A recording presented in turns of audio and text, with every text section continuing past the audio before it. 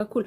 Look, khumbula Mshengu ukuthi uDisemba njengoba usho nje ziningi izinto nezimali uyaspenda ngoDisemba. Yebo kunenjabulo, kunabantu abaningi, kunabantu akade wabagcina, kodwa ekugcineni lokho kugcina sekwenze njani kuwena? Scientifically lokho kugcina sokunyusa kuwena ama hormones enjabulo amaningi kuwena.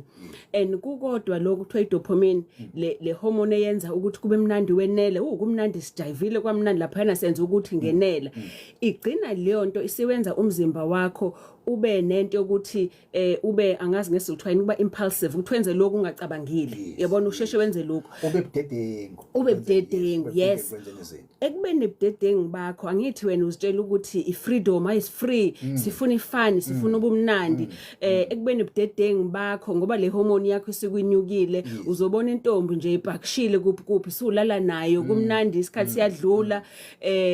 Kanti kuzothi uma sekushaya uJanuary ilapho khona ama-light ebusuku ekuvele lawa blue avele ube yishine manje angisaboni kahle ubuhle bakho vele kuba ngathi ishine kube uthi ishine ishine lingenaphi manje lapho sokubonana amaseksile phela amaseksile esesempetheni ukuthi umZulu